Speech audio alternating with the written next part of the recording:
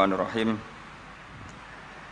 Qala Muhammad bin Husain, I'lam rahimanallahu wa iyyaka anan nabiyya sallallahu alaihi wasallam qad a'lamaka iku merohno sapa mirsakno sapa nabi ka ing sira fi hadal hadis ing dalam ikhlas hadis anna Jibril saat temene malaikat Jibril alaihi salam innama sa'alan nabiyya sallallahu alaihi wasallam bi hadrati ashabi ana ing ngarepe sahabate para nabi.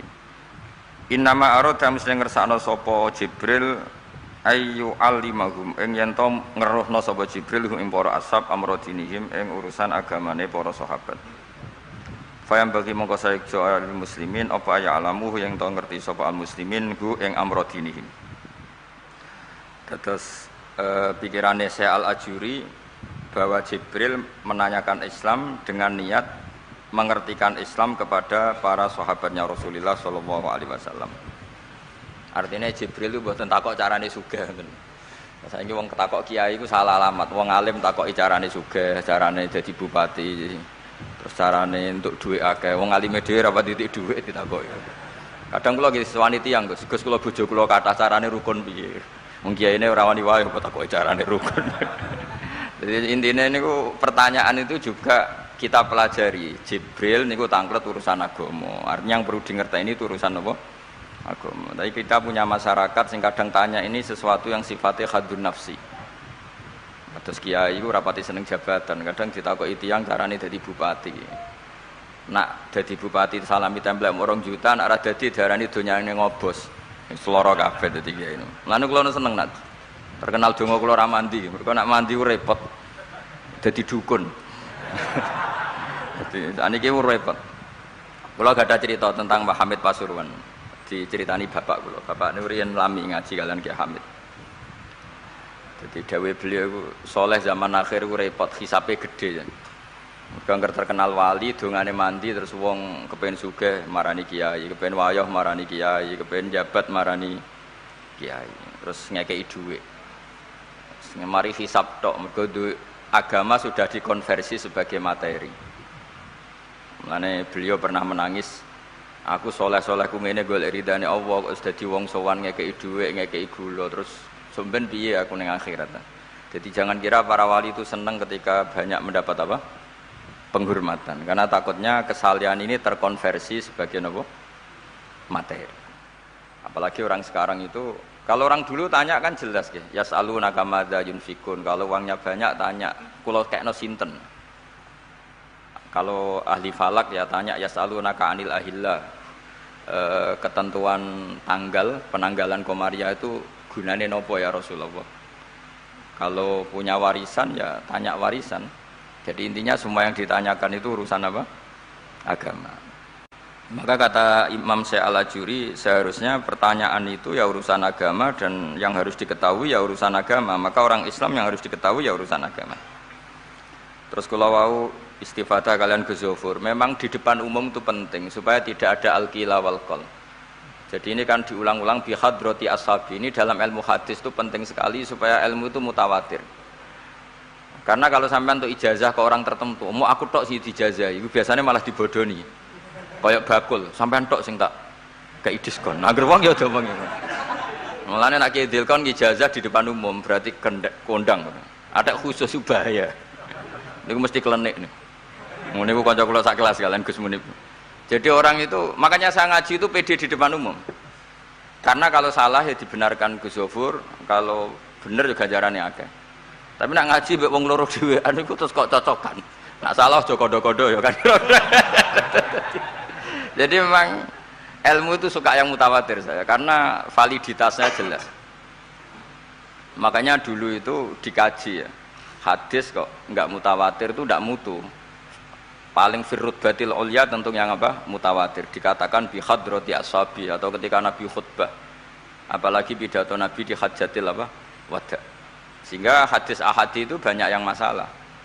Karena satu ada subjektivitas rawi. Kalaupun sahih itu ada subjektivitas rawi. Seperti yang diceritakan Gus Zofur tadi, Abu Dzar itu orangnya soleh, tapi punya subjektivitas kesolehan yang sangat individualistik, sehingga beliau diasingkan sama Sidina Utsman di Robadah gitu. Karena apa? Kesalehannya ini bikin publik itu agak gaduh. Enggak kebayang kalau para sahabat itu ngikuti siapa? Abu Dzar. Karena ada kesalehan pribadi yang mengganggu kestabilan publik. Jadi Abu Dzar nanti kan diberi kesempatan pidato, seneng donya ora di dhuwit ora apa-apa, gak batik gak apa-apa, gak pidato gak apa, urip mau sediluk wae. Wah itu kan wong Pekalongan fakir kabeh. Wah ora iso gawe acara pengajian itu. Sehingga kesalahan-kesalahan pribadi itu ya dianggap Abu Dzar soleh, itu urusan beliau. Makanya komentar Imam Ghazali tentang Abu Dzar, faqad kana min ashabi Rasulillah man huwa a'lamu minhu wa man huwa awra'u minhu. Tapi ternyata tidak punya pilihan kayak Abu Dzar. Beliau itu nanam anggur saja nggak berani, karena takut sebagian anggur kalau terbeli pasti sebagian itu dipakai syaribul khamr.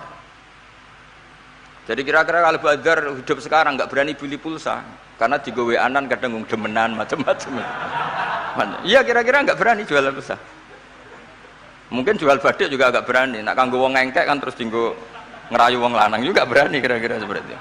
Nanti jual pulpen ya agak berani. Ya nak dituku santri gue ngaji, nak dituku mereka gue korupsi tanda tangan gue. Jadi, wah itu kalau jadi gerakan masif kan orang bisa mati semua. Ini. Masyhur itu khilafnya Abu Dzar dan Sayyidina Utsman radhiyallahu anhu. Jadi sehingga saya sendiri secara pribadi itu sering ikuti Mbah Mun yang ngendikan di depan publik. Meskipun saya sering, terutama Gus Zofur tentunya, sering dapat wasiat khusus. Tapi saya tetap lebih senang yang ngendikan di depan publik. Karena ukurannya lebih jelas. Ya saya ulang lagi, ukurannya lebih jelas.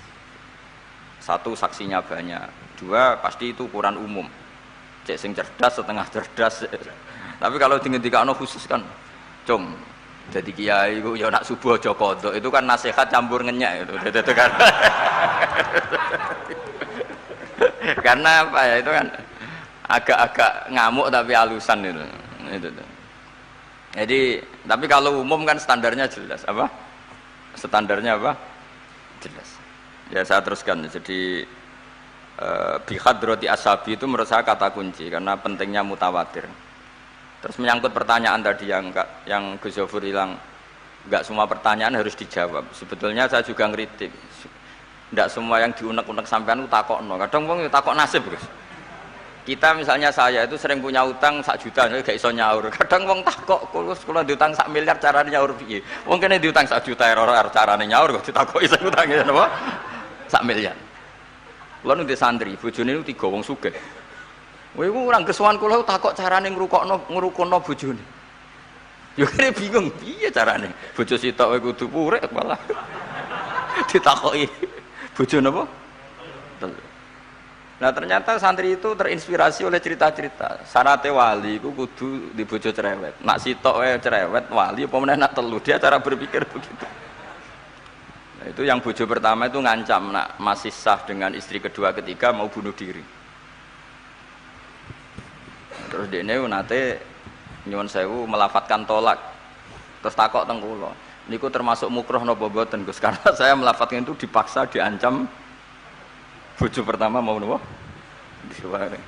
Lah iku nang fikih kan hanya ada syartul ikrah itu mukre harus mampu mewujudkan mahaddadahu. Kena arah megat tak pateni. Ini ndak kasusnya unik. Umumnya bab ikrah di fikih kan nak ora ketak pateni ini ndak, ini kasusnya beda. Nak rabok turuti aku mati, itu kan bingung. Ya saya seduarian Gus Zofur ya jawab wallahu a'lam. Nunggu Jibril ya sudah akan datang. Artinya gini ya, problem kita kekinian itu setiap masyarakat punya iskal atau punya grundel itu ditanyakan kiai. Padahal seharusnya tidak sesuatu yang harus apa ditanyakan. Misalnya koyo gawane di bojo akeh ya mesti sumpek ngurmat wong wedok sitok sumpek apa meneh telu. Terus gawane wong duwe utang akeh ya sumpek. Hal-hal seperti itu kan lazim. Sebenarnya nggak perlu ditanyakan, wis biasa wae standar. Tapi kita ini sering menuntut orang lain menjadi solusi ya bagi orang itu. Makanya saya kalau ngajar di Jogja itu sering cerita begitu. Problem orang kota itu adalah kalau punya beban itu dibebankan ke negara atau ke kiai atau ke ustadz. Padahal beban ini sebagai hukuman karena kesalahannya apa? Sendiri. Saya masih ingat betul ketika kasus Aid. Mbah Mun itu orang yang sangat syafiq li ummati, sangat syafiq lah, sangat syafaqah pada umatnya. Ketika ada seorang dokter peneliti obat Aid, itu sangat tertantang, dia sangat obsesi bisa menyembuhkan aid. Aid yang karena free sex ya, bukan karena ketularan. Saya ulang lagi, yang karena seks bebas, bukan karena ketularan. Itu tidak biasanya yai duka. Baru pertama itu saya melihat yai itu agak duka. Terus beliau tidak jawab, tapi setelah dokter itu pulang ngendikan begini, pangeran itu kadang ngersakno kabeh iku ana sangsine, cara bahasa modern ana sangsine. Ya tujuane pangeran iku wong ben tobat, ben balik nang Allah. Jadi ana wong uripe ngawur diutang, ya sangsine wong urip ngawur diutang ben uripe apik.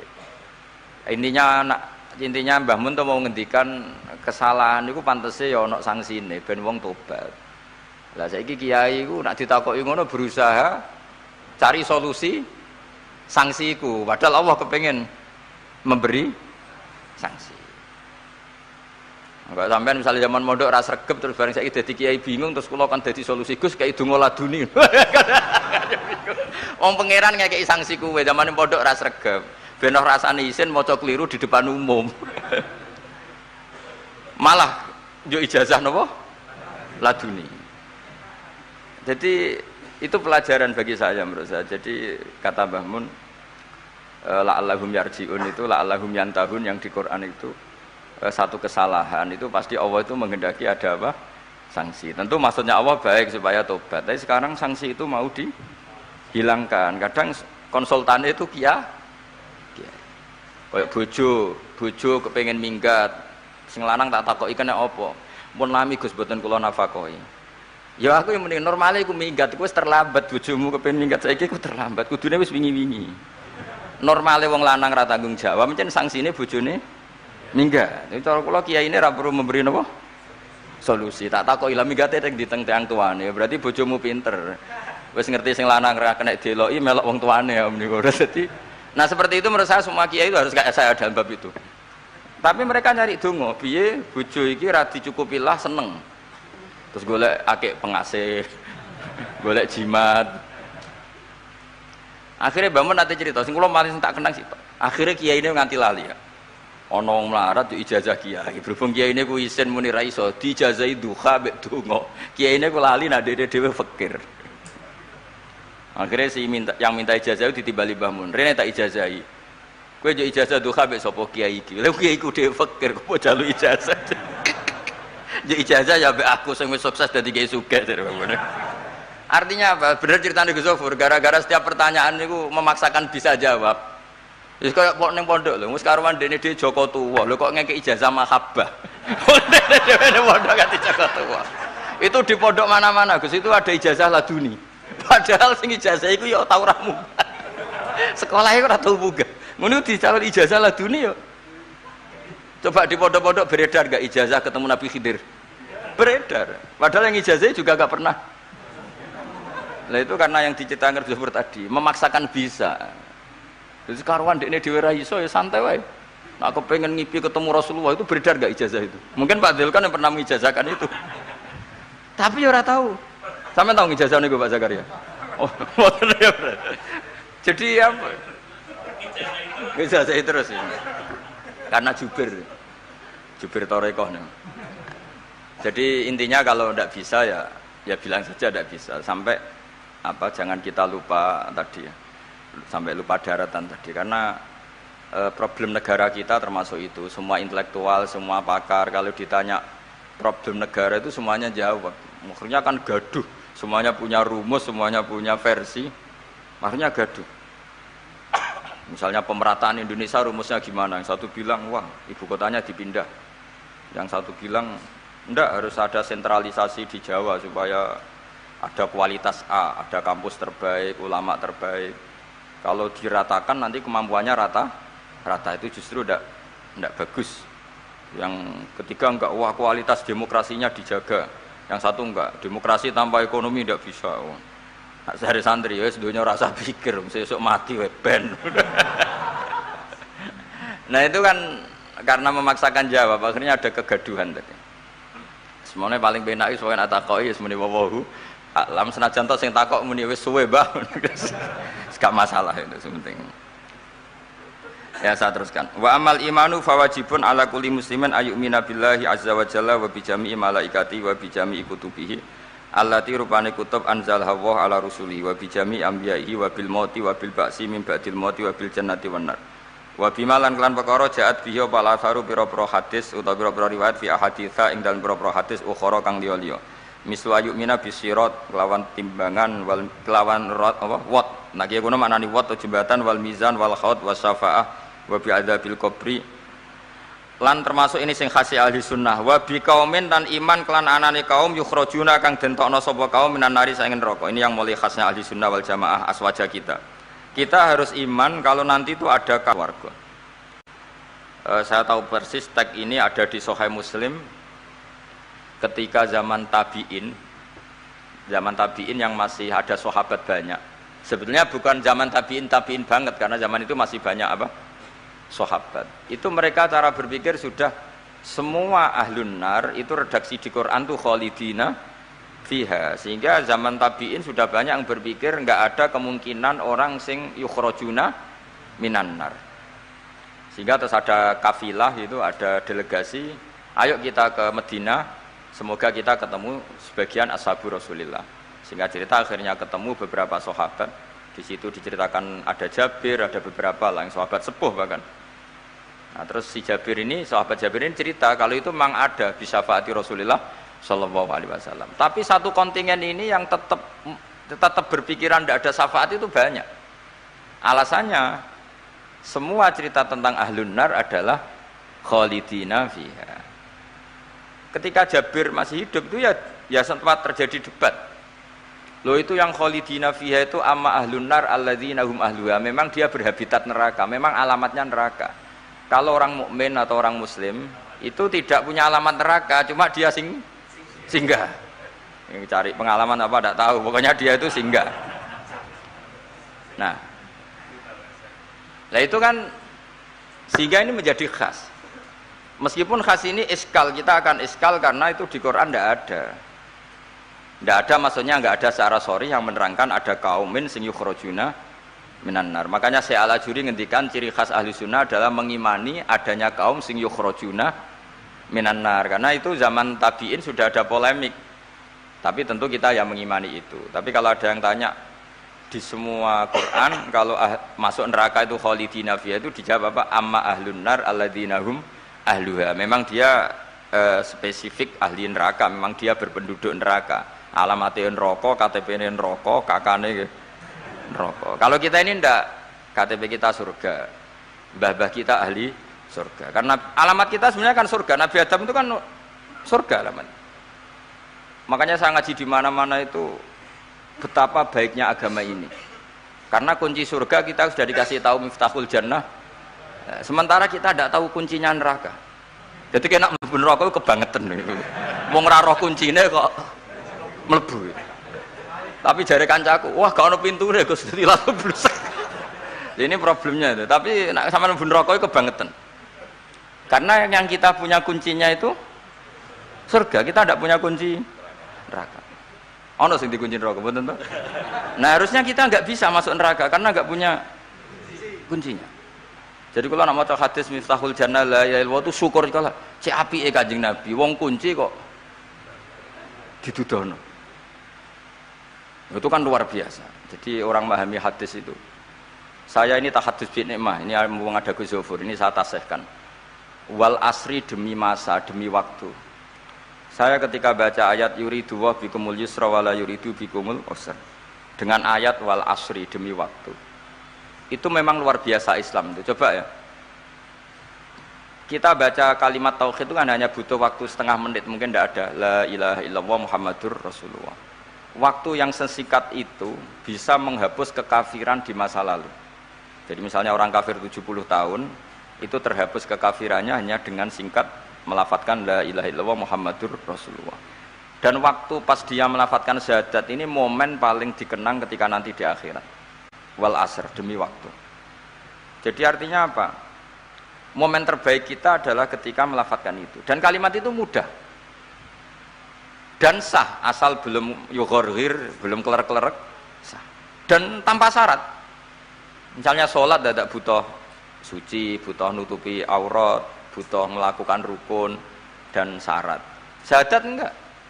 Lau talaffadza kafirun biadi syahadah mesti apa sohat hadi syahadah. Padahal kafir urung adus ijek junub.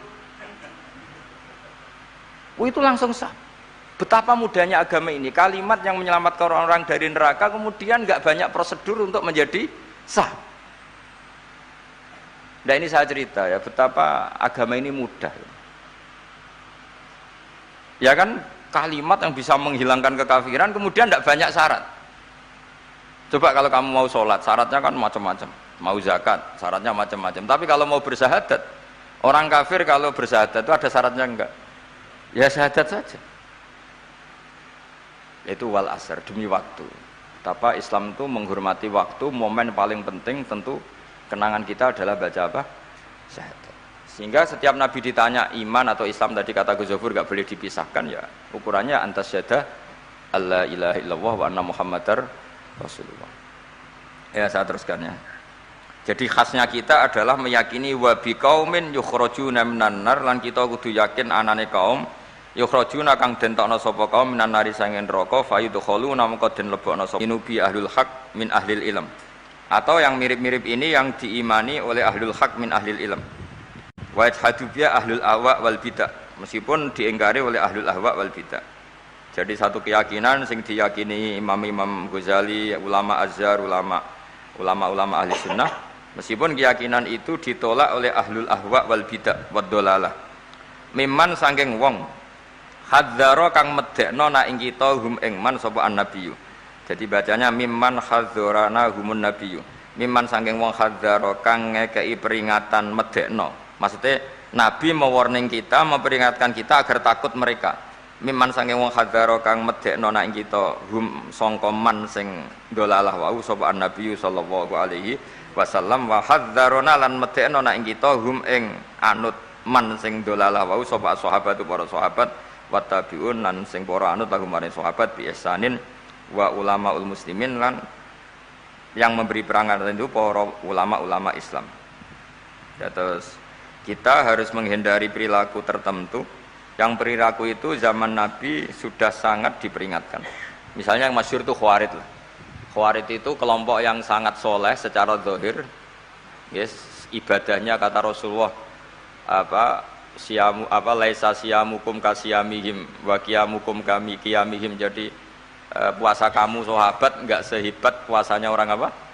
Khawarij. Ibadah kamu enggak sebanding ibadahnya Khawarij, tapi mereka sangat biadab. Ya murukuna minaddin murukasahmi minar ramiyah yaqra'unal Qur'an la yujawizu hana jiro. Dan di antara kesolehan yang berlebihan ini kata Nabi apa? Yuqatiluna ahlal Islam wala yuqatiluna ahlal ausan. Kalau dijak musuhi sesama Islam semangat, tapi dijak musuhi yang jelas salah ndak semangat. Ini kelompok sing haddarona humun nabiyyu, kelompok yang kita diperingatkan Nabi untuk sangat apa menghindari. Karena logikanya jelas ya. Orang yang kafir saja inginnya Nabi menjadi muslim dengan diajarkan syahadat.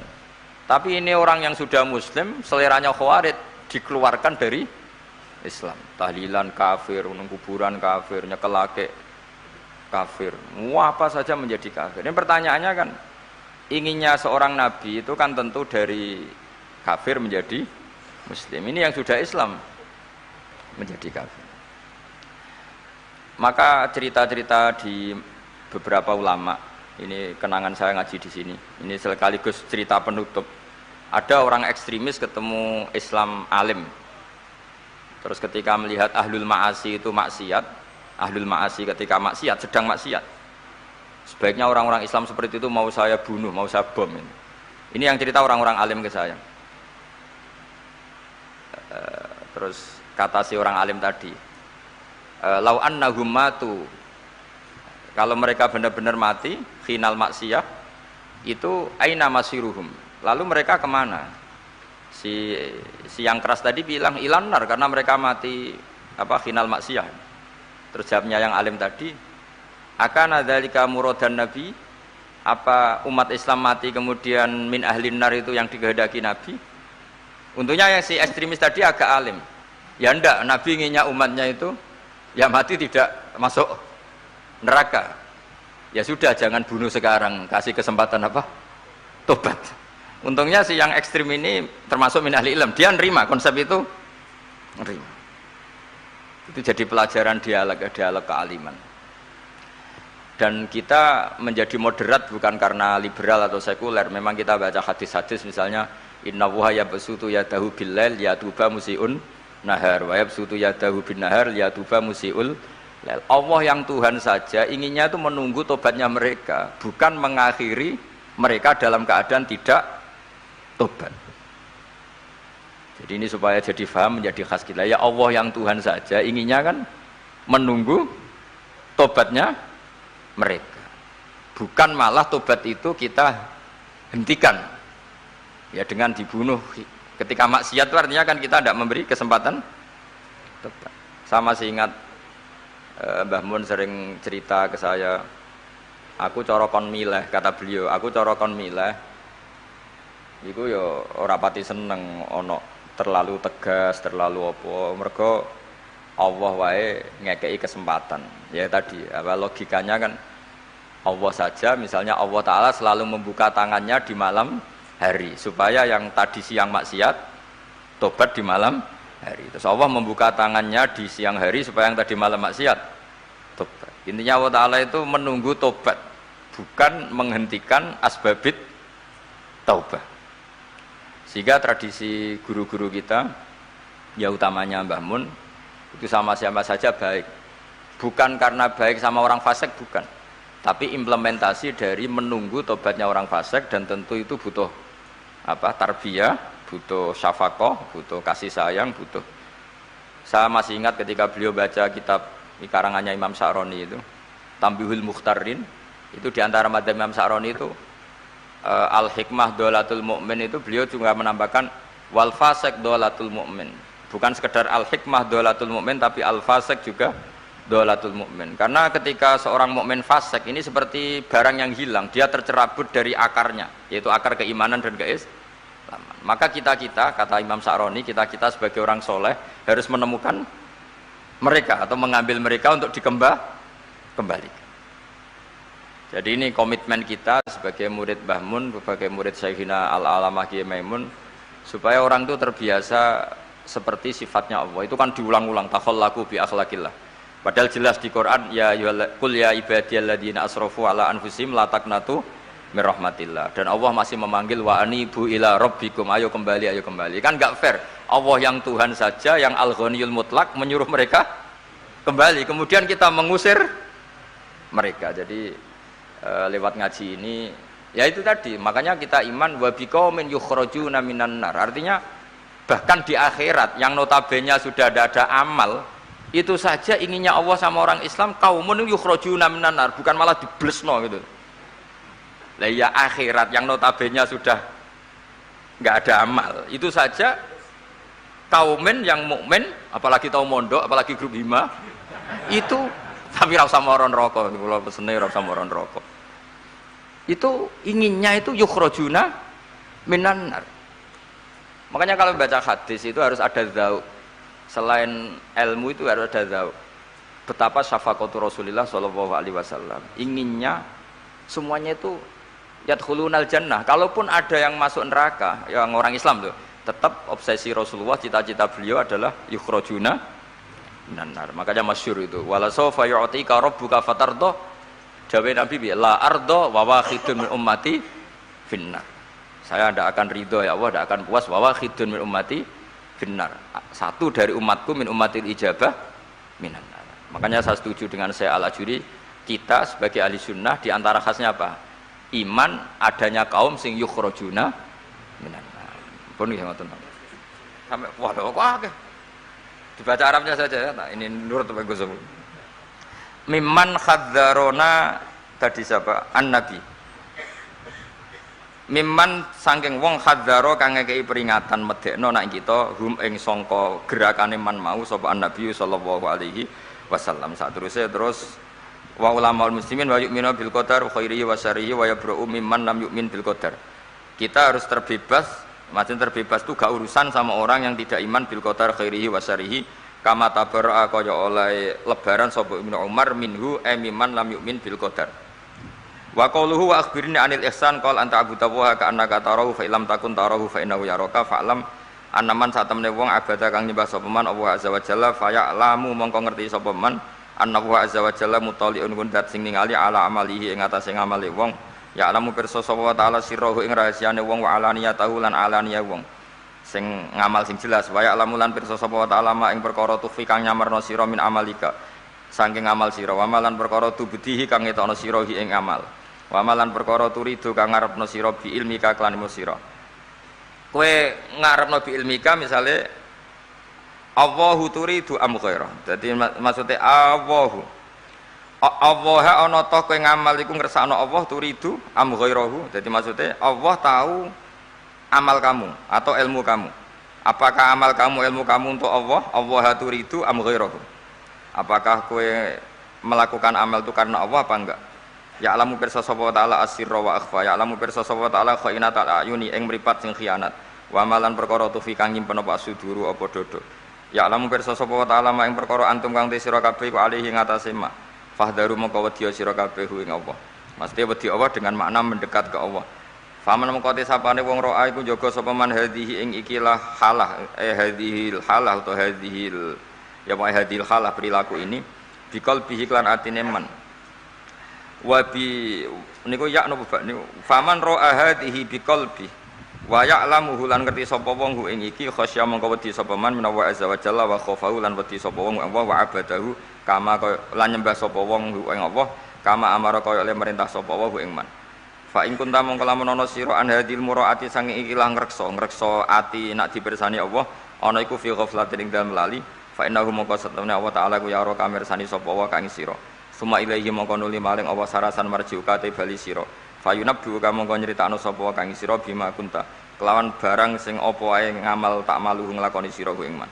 fahdar mongko wedya sira al-ghaflata ing lali fi ibadatika ing dalem oleh nyembah sira iyahu ya ing Allah wa'budhu lan nyembah sira ing Allah kama amraka kaya oleh merintah sapa kang sira la kama turidu ora kok kaya sing mbok karepno dadi nyembah Allah sebagaimana perintahnya bukan seperti yang kita inginkan wasta'in lan jaluk tulung sira bihi lan Allah wa atasim lan tetanggena sira bihi lan Allah fa innahu mongko satemene wa ta'ala iku layak ta ora bakal mutus hubungan sapa Allah ora bakal mutus rojak sapa Allah man ing wong lajak kang ngungsi sapa man ilahi maring Allah Allah tidak akan memutus harapan orang sing mengungsi ke Allah maksudnya Allah akan selalu menuruti harapannya toh waqad dominalan hale teman-teman wis nanggung sapa wa ta'ala liman kedhe wong eta soma kang cecekelan sapa man bi iklan Allah nanggung ayah diaku ing yen to nunjukna sapa Allah ing man ila siratal mustaqim maring dalan sing jejeg kita tahu Syekhina sering cerita sering motivasi apa walladzina jahadu fina